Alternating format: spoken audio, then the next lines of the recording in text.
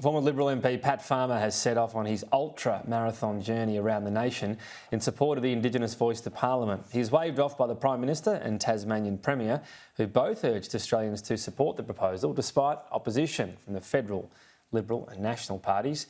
Political reporter Simon Love is in Claremont, outside Hobart. Simon, how's the run going in the very early stages?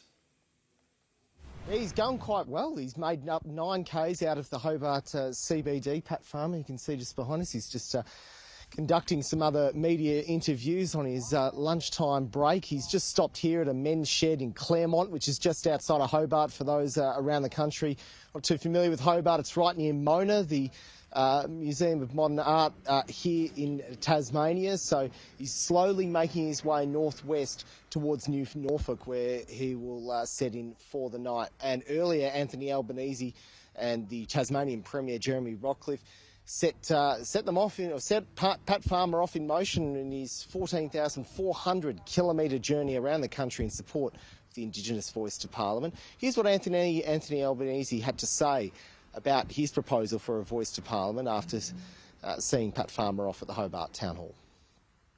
Note that a number of people who say that this is not their perfect ideal are saying they will vote yes because they recognise that it is on now from a century and a quarter post-Federation. It is time that we did recognise Aboriginal and Torres Strait Islander people in our Constitution. It's not going to be held in Christmas week, and it's not going to be held on AFL Grand Final Day or the October long weekend. Joined now by Pat Farmer. Pat, 9 Ks in, how's the legs feeling? How's the shoes feeling? Yeah, pretty good. We're here at Claremont. We've still got a hell of a long way to go, but as I've always said, the hardest step is the first step. So to be able to get the first step done and to be on here on the road and doing what I do best, that's what it's all about. So yeah, we've got some very long days ahead of us after this one. Today is the shortest day in the whole journey.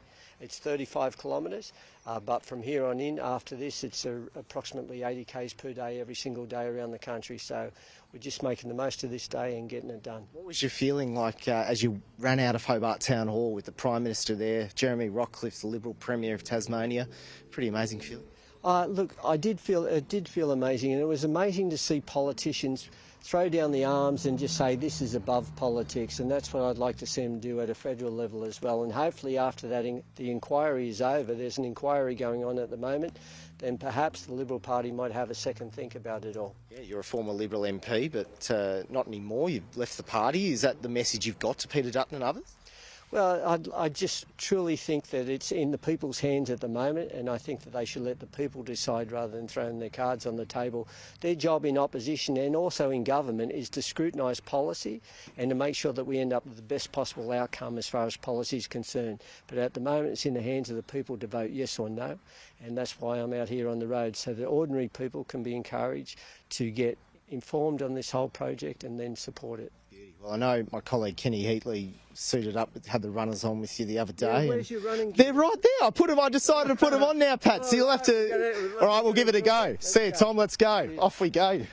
Where are we heading down, Pat? We're on our way to New Norfolk. You've only got 20 more K to go. All right, see you, Tom.